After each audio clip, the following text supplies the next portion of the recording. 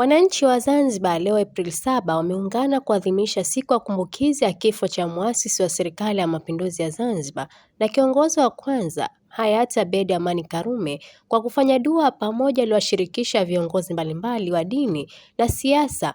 Maadhimisho haya yamefanyika huko ofisi ya Chama cha Mapinduzi CCM Kisiwandui, mkoa wa Mjini Magharibi Unguja, kwa heshima kubwa, ambapo viongozi walihudhuria wameeleza kuwa hayati Karume alikuwa kiongozi mwenye maono makubwa aliyejitoa kwa dhati kuwatumikia wananchi wake na kuhakikisha ustawi wa taifa.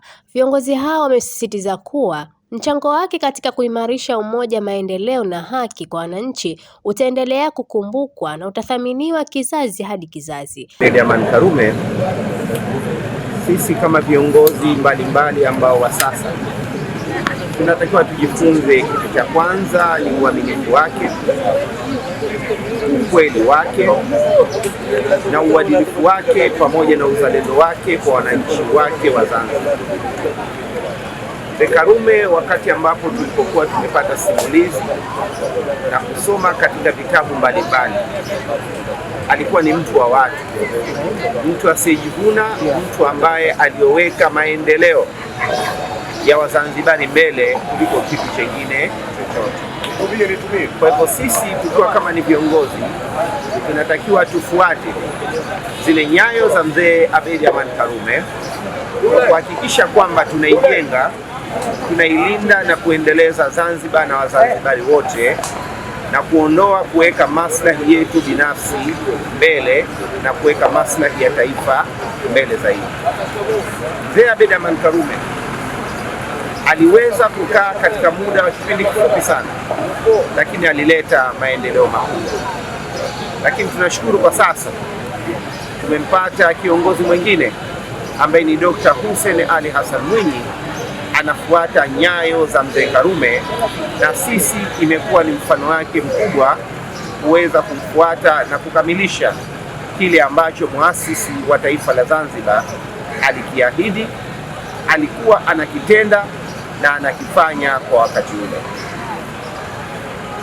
Nitoe wito kwamba zile fikra, mawazo na busara za mzee Karume bado zipo. Kilichokufa na kutoweka ni kiwiliwili chake, lakini mawazo yake, busara zake, hekima zake tutaziendeleza milele milele na milele.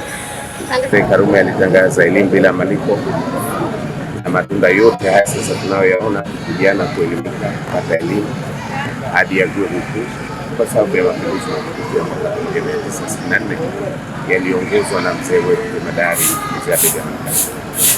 Afya, huduma za afya bila malipo, maji safi, maendeleo ya makazi, hata miundombinu ya barabara tunayoiona iliasisiwa na mzee Karume kuanzia mwaka 1960. Kwa hiyo tuna mengi sana ya kumkumbuka mzee wetu na wenzake. Walifanya kazi kubwa kuikomboa nchi yetu, lakini kujenga usawa, haki katika nchi hii, lakini pia ndio chachu ya maendeleo ambayo tunayaona sasa. Awamu nyingi tulipita, na sasa tuko katika serikali hii ya awamu ya 8.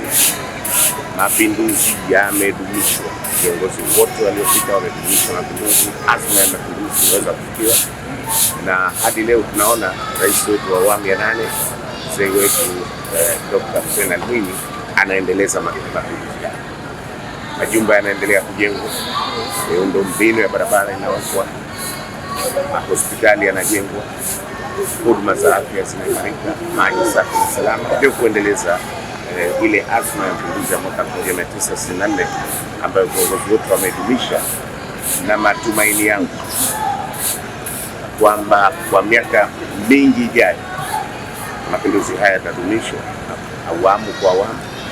Viongozi watakaokuja baadaye watadumisha mapinduzi haya, kuleta haki na usawa katika nchi na kuimarisha huduma za jamii, lakini pia kuimarisha uchumi katika nchi hii na kujifunza. Kwanza wanahitajika kusoma historia ya nchi. Ni muhimu sana makongamano yanafanyika, wahudhurie kwenye makongamano haya, wasikilize yanayozungumzwa na viongozi, kwa sababu Zanzibar ya leo sio Zanzibar ya miaka hiyo kabla ya mapinduzi. Kwa hivyo wasihadaike na hizi maendeleo ya teknolojia. Zanzibar ina history yake kama zilivyo nchi nyingine zote duniani. Kila nchi ina historia yake. Vijana lazima wajue tunapotoka, wajue tulipo, lakini pia waimarishe zile fikra na mawazo ya viongozi wetu waliopita katika kuiletea mustakabali mwema nchi. Wanayo nafasi kubwa vijana katika kuimarisha muungano wetu, katika kuimarisha nchi yetu, lakini pia katika kuimarisha uchumi wa nchi na kuleta usawa, haki na umoja katika nchi.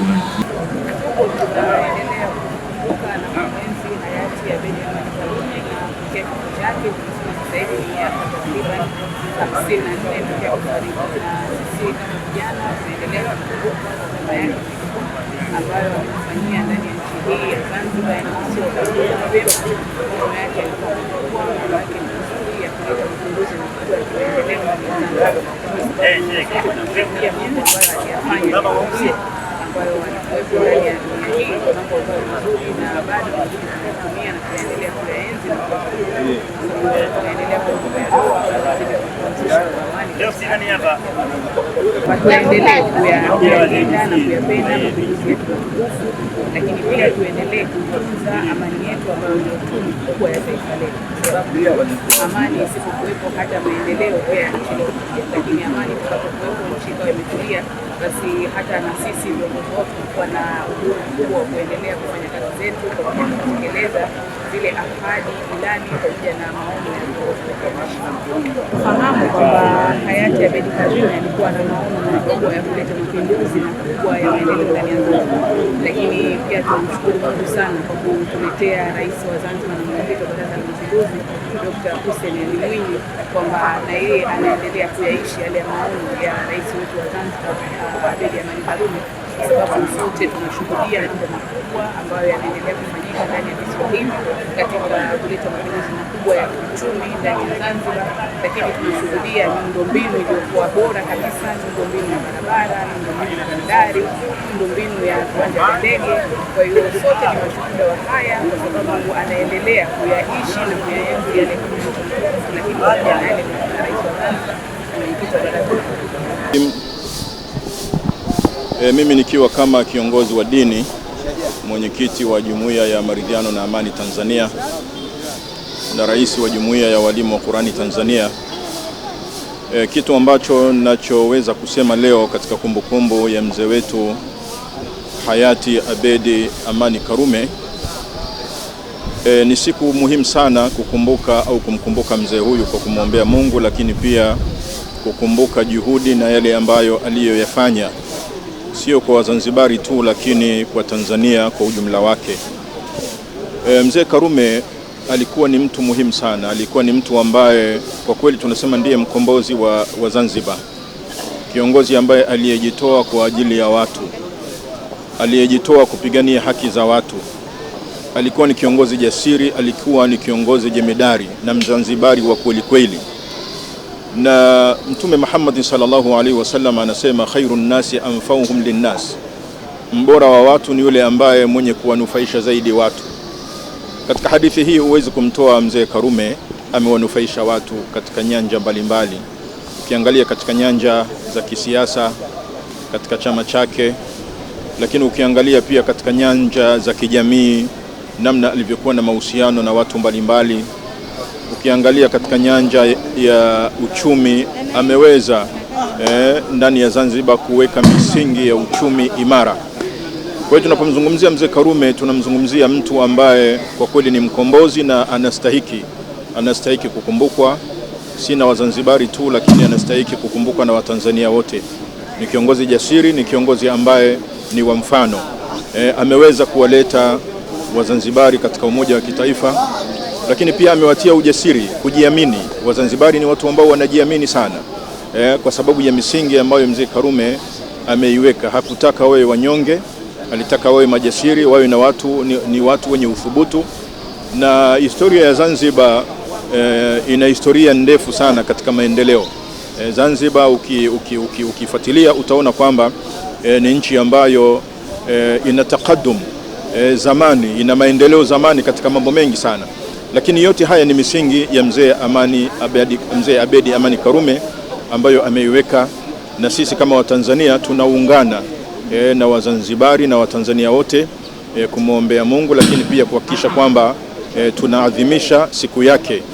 Ameuawa kishahidi, ameuawa kijemedari, kwa hiyo tunamkumbuka sana na tunamwenzi na tunaendelea kumwombea Mungu. Katika hafla hiyo viongozi mbalimbali walipata fursa ya kuweka mashada ya maua kama ishara ya kumwenzi na kumbukumbu ya kiongozi huyo mashuhuri. Miongoni mwa viongozi waliohudhuria ni Rais wa Zanzibar na mwenyekiti wa Baraza la Mapinduzi Mheshimiwa Dr. Hussein Ali Mwinyi, pamoja na Rais wa Jamhuri ya Muungano wa Tanzania Mheshimiwa Samia Suluhu Hassan, wakiongozana na viongozi wengine wa serikali na chama. Maadhimisho hayo yameendelea kuwa sehemu muhimu ya historia ya Zanzibar, yakikumbusha mchango mkubwa wa hayati Karume katika kupigania uhuru, haki na maendeleo ya wananchi. Nikiripoti, mimi ni Fatma Haji wa VOP TV. Tembelea YouTube channel yetu VOP Online TV kwa habari moto moto. Subscribe kisha bonyeza alama ya kengele ili kuwa wa kwanza kupata taarifa zetu. Usisahau kulike, kucomment na kushare.